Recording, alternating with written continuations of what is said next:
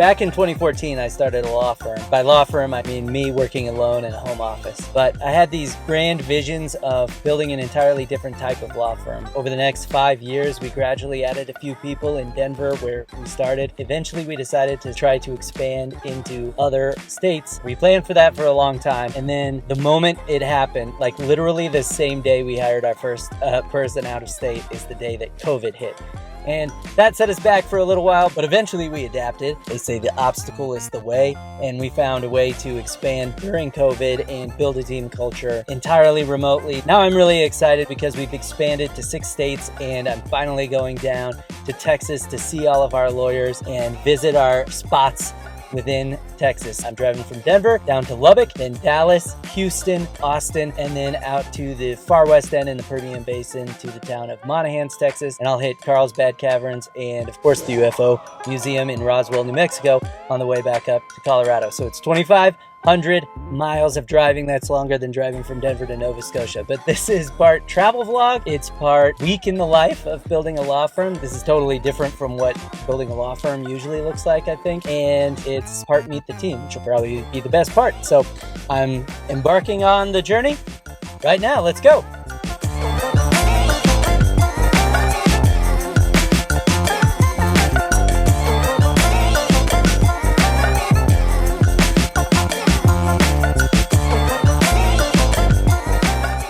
On the way to Lubbock, I stopped in Amarillo, which is about 6.5 hours away from Denver, to see Cadillac Ranch, a public art installation of 10 classic Cadillacs buried nose first in the dirt. Graffiti used to be strictly forbidden, but now spray painting has become part of the experience and part of the art.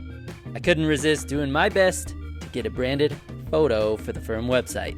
I was gonna paint Lida Law Firm, but that was hard for spacing, so I just did our simple Lida logo. I'm happy with how it turned out. Next stop, the Big Texan Steak Ranch down the street in Amarillo, home of the free 72-ounce steak, also home to many novelties such as these mannequins sitting in a limo. For some reason, this place is my kind of tourist trap, but somebody needs to tell them that their family photos are haunted.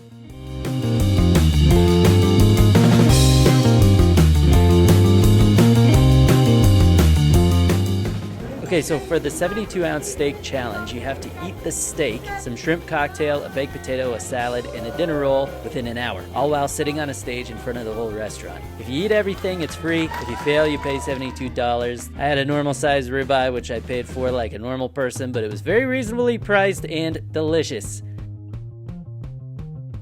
After that, it was about 2 hours south to my destination.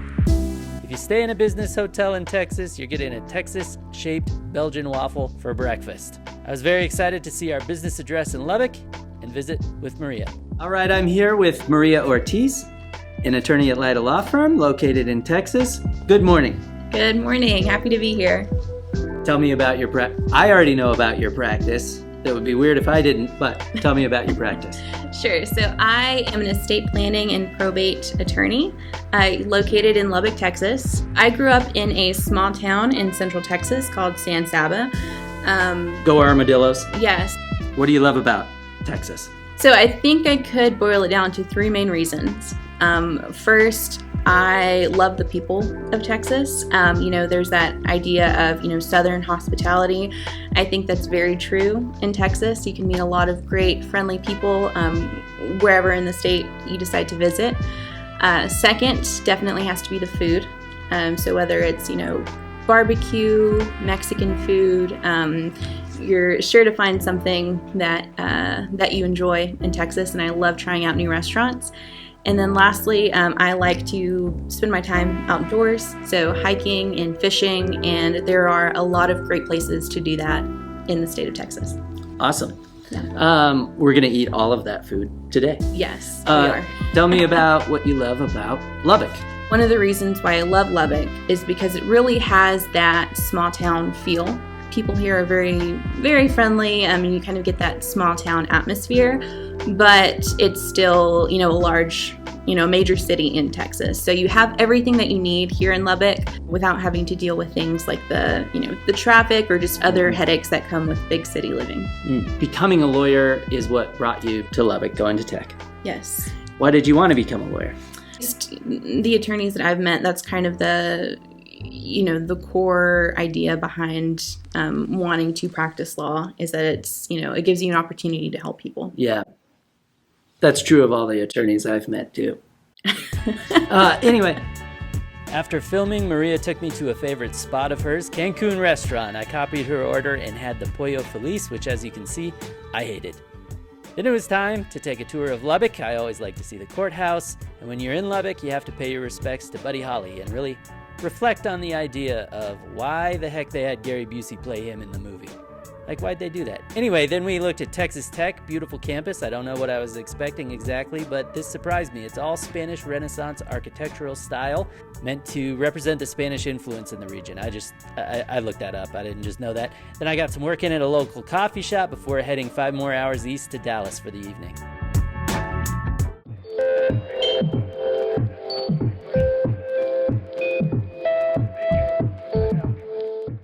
In Dallas, I stayed in a hotel room with no windows. More importantly, there was also no desk, but I was still able to get some work in, working on a cool tech project that I'll tell you about in a different video. Now is only for the time being, is what that sign says. Anyway, next morning, I took a run on the Katy Trail, which runs right along downtown Dallas. It felt very safe and clean, with lots of cool little areas and nice scenery. Then I ate at Dallas's most iconic classic diner, the Original Market Diner. I had the biscuits and gravy, as is my custom, and while I was eating, I eavesdropped on the guys behind me debating the ethics of stem cell research. Okay, then I went to check out our new space north of Dallas. Most of the attorneys on this trip have been with the firm for a while, but for Dallas, I hired someone just shortly before the trip. Unfortunately, however, we found out later that some extenuating life circumstances would prevent her from being able to accept the position after all. We wish her the best, of course, and we'll see you another time, Dallas. Then in the morning, it's off to Houston.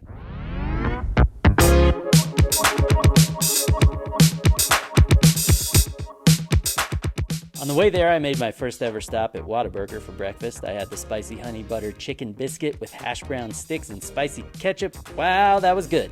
So we've set up shop in Post Houston, which is a cool new redevelopment in the heart of downtown Houston. They've taken an old post office and redeveloped it into a concert venue, office space, and a food hall showcasing Houston restaurants. We have a business address at the Common Desk co-working/office space inside Post. We do the virtual address service at these places, which is crucial to our mission of increasing access to high-quality legal services. I'm here with Destiny Wells, our newest attorney in Texas. We're located in Houston, and we are standing on the roof of our Houston location at Post. Destiny, hello. Hello. How you doing? I am so happy to be here. All right. What type of law do you practice? So normally the type of law I practice, I work with small businesses and startup companies, helping them get established. I also work with individuals, helping them draft their wills, plan their estates, young and old. These are all things that I do here. I grew up in Beaumont, Texas, a little bit down I-10 going toward Louisiana. I spent my undergrad years in Huntsville, Texas, going more toward I-45 near Dallas. And now I'm back here in Houston. All right, and what brought you back to Houston? Well, what brought me, and I say back to Houston because I actually did go away to law school in Louisiana. What brought me back here was the city. It's booming. It's the 4th largest city in the world, the perfect place to be. In America. Yes, in America, in my eyes. Yeah. All of our Texas attorneys were born and raised in Texas. No transplants. I love that. Unless you can. Any parting thoughts for our viewers here? I would say we are now in Houston. We welcome you to Houston. You have an attorney here with you in Houston. I will be more than happy to walk you through anything. Just give us a call or hit us up and welcome. All right. Nice talking to you today. Yay. Thank you. Nice talking to you. After my meeting with Destiny, I went for a run on Buffalo Bayou Park Trail, which is located on the banks of the Buffalo Bayou on the edge of downtown.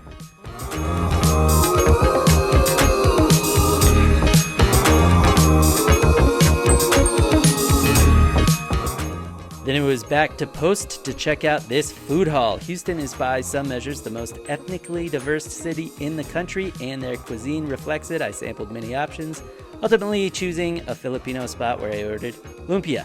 In the morning, I headed to Austin, stopping first at Buc-ee's. Buc-ee's is famous for its gigantic gas stations, which include more treats than you could ever consume. I had candied pecans and Korean barbecue beef jerky.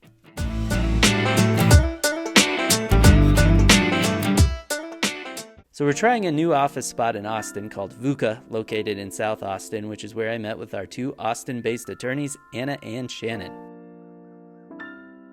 All right, I'm here with Anna Estrada, an attorney in Austin, Texas. Hello, Anna. Hello.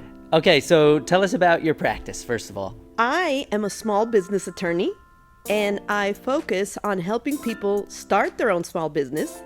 And if they already have a small business, I help them with their commercial contracts, with their initial employee matters.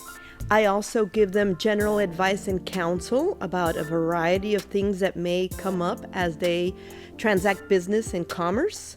I also help with trademarks, and if there's something I don't do, I also help them find the right attorney for their problem. Awesome. We love working with small business owners, and we love surprising people that lawyers can be maybe more accessible than they were thinking, more approachable than they were thinking, maybe even better people than they expected too. But what do you love about working with small businesses? What I like about working with small businesses is that they tend to be people with a lot of guts, and they're really putting themselves out there, and they are pushing past their comfort zones, and they're taking risks. They're risk takers. They're often doing things that they have never done before. Or if they are already in business, they're trying to grow. They're trying to stretch themselves in new ways and create new opportunities for themselves. And I really respect that. Okay, I'll ask you about Texas, and then I'll ask you about Austin, since that's where we are. What do you love about Texas? What I love about Texas is that people are very friendly, and they are also very honest and genuine. And what do you love about Austin? What I love about Austin is that Austin people like to have fun. They like to keep it real. They are very outdoorsy. They enjoy music, and they keep it weird.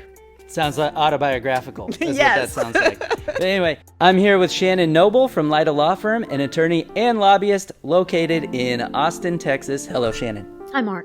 So Shannon, tell me about your practice.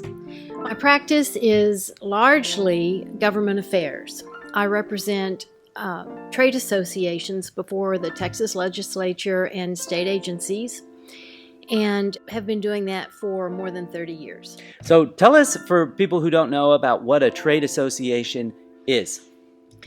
A trade association is generally a nonprofit organization formed to further the interests of its members in a certain trade or profession. I've also seen you represent other types of clients in your practice in other types of avenues. You've done great advocacy as well as estate planning for clients. So you're an experienced attorney in a few different areas as well. So I would definitely recommend people reach out to you for whatever you need. Tell me about your background. Well, I'm a native Texan. I'm actually a native Austinite, although I didn't get to grow up here. My parents moved to Galveston County on the coast, and I grew up there and got back to Austin almost as soon as I could. What do you love about Texas generally? I love the history and the folklore, and I'm a multi-generation Texan. My grandparents actually came to Texas in covered wagons a long time ago, and I'm proud of that heritage. Very cool. And what do you love about Austin specifically? You know, I moved here in the late 70s when it was still a sleepy college town, liberal sleepy college town. And even though we've grown tremendously, particularly in the last 20 years, I feel like it's still retained that commitment to the environment and nature and protecting our woodlands and waterways, and that the people who move here today do so for a lot of the same reasons people did 50 years ago, even though we've gotten so big. Then it was off to lunch, but I want to point out Anna's Practical Law Umbrella, which is the legal research program we use. Anyway, we went to a place next door called Fresas. I highly recommend it. Then I went down the street to the South Congress area to get my tourist on and do some sightseeing.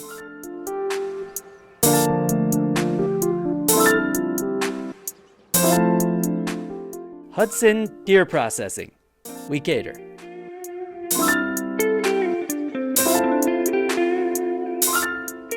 After doing a bit of sightseeing, I went to check out a running trail Shannon recommended at Ladybird Lake.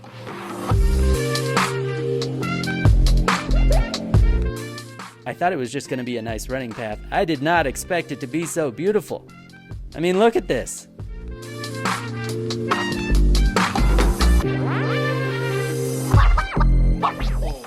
After a beautiful sunset over hill country, followed by another obligatory Texas-shaped waffle in the morning, I was off to enjoy Saturday, my day off, seeing the sights of Austin.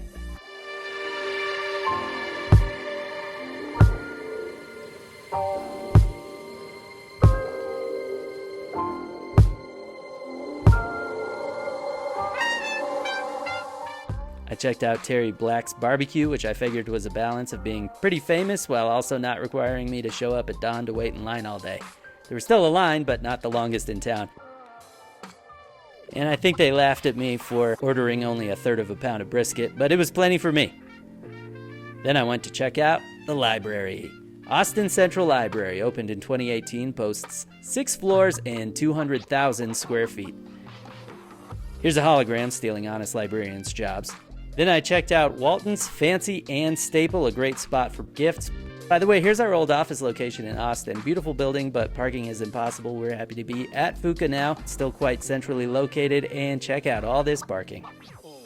Anyway, back to sightseeing. I got some work in at Joanne's Diner inside Austin Motel. Very cool place.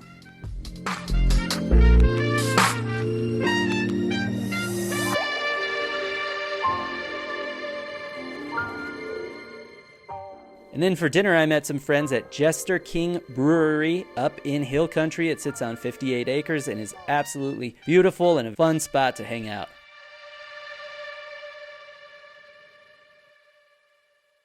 In the morning, I had Whataburger again, don't judge me, and hit the road to drive through beautiful Hill Country all the way out to the Permian Basin in West Texas. So before going to Monahan's, which is where our attorney is actually located, I stopped in Midland just to check out our virtual office location there. There are no virtual office services that I'm aware of in Monahan's, so our official address is in the nearest larger city, Midland. There it is, Midland Tower.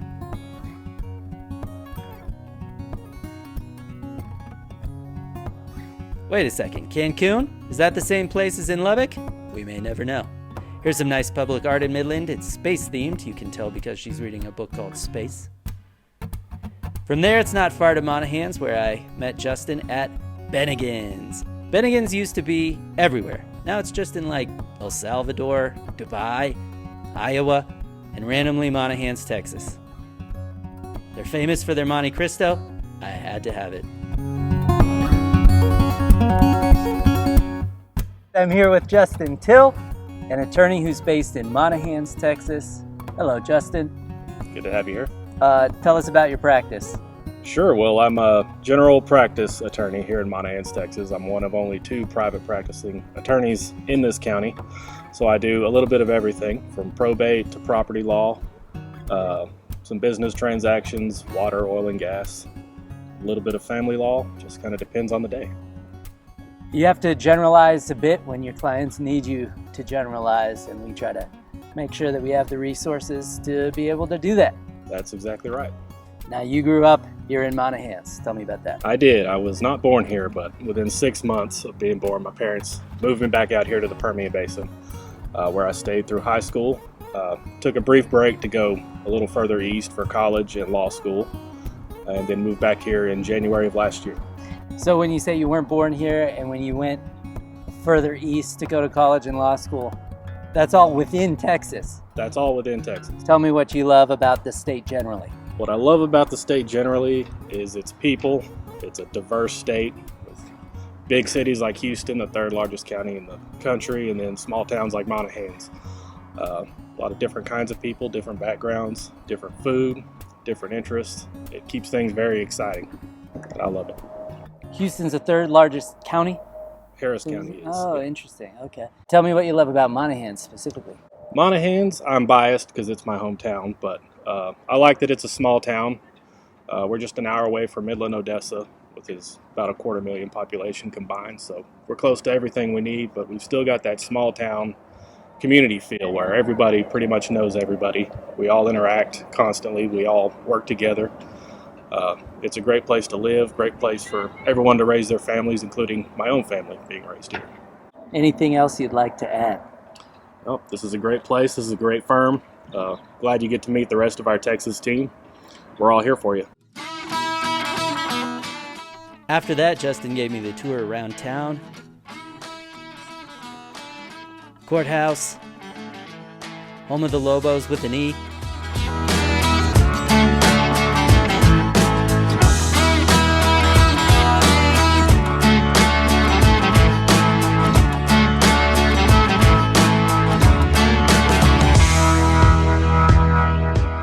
Okay, the million-barrel tank is like a reservoir that they built to hold oil in 1928 until they realized, wait a second, all this oil evaporates in the sun. Now it's kind of a museum that sometimes they have events there. There's also a Coca-Cola memorabilia museum. I said to Justin, I bet they made that museum because one guy just randomly had a bunch of Coca-Cola stuff, and he was like, yeah, that was my grandpa. Then we went to Monahans Sand Hills State Park, which is a fun place to hang out and has beautiful natural sand dunes.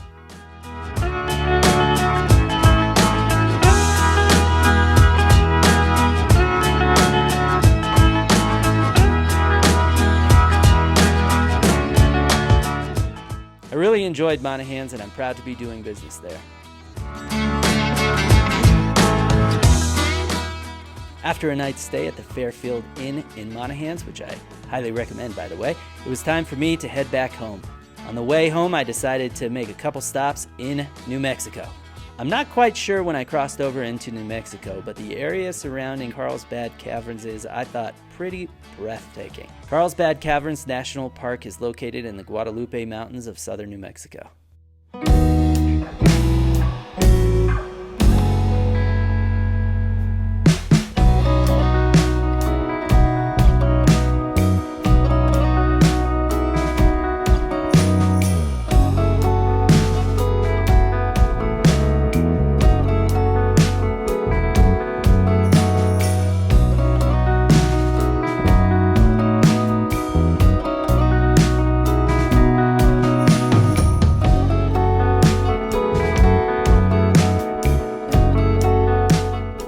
You can access the main cavern either on foot or by elevator. The elevator descends 750 feet down into the ground. That's steeper than the height of the tallest building in Austin.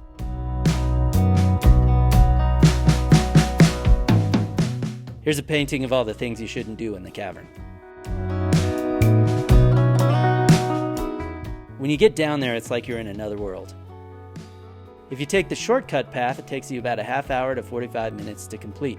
But even though I was running short on time, I decided to take the long way because the signs promised a bottomless pit along the way. I had to see this. I've never seen one outside of Casa Bonita in Denver.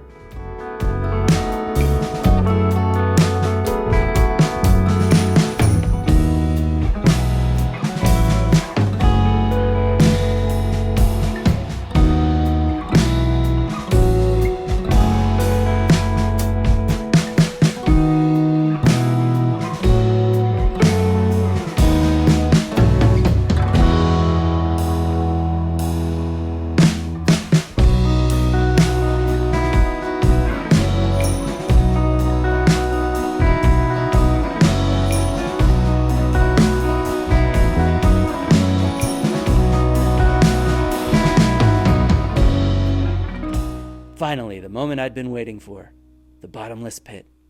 Just ponder it. It actually goes on forever and ever. Except guess what? At the next sign, I found out I was lied to. And the pit only goes down another 140 feet for a total depth of about 900 feet. Disappointed, I returned to the surface and said, "Ow, my eyes, it's so bright." Then I hit the road again in search of a place where people would tell me the truth. Roswell, New Mexico. In Roswell, everything is alien-themed, including the streetlights. So I went to go learn a little history at the UFO Museum. Okay, so here's what happened. In 1947, on the morning after a big thunderstorm, some ranchers found some parts of a weather balloon. I mean, a UFO, in a nearby field. The town sheriff even signed an affidavit saying he saw aliens themselves and that they were tall, slender beings wearing silk suits. Classy. The story goes that they informed the Air Force of what they found, and the Air Force said, "Don't tell anyone about this or we'll kill your family." Then the Air Force said, actually, it was just a weather balloon. Then they said, actually, it's this ridiculous thing we invented to spy on the Soviets. Let me ask you something. Does this extremely accurate artist's rendition look like a weather balloon to you? I didn't think so. In any event, I was glad the museum let bygones be bygones and still offered a military discount.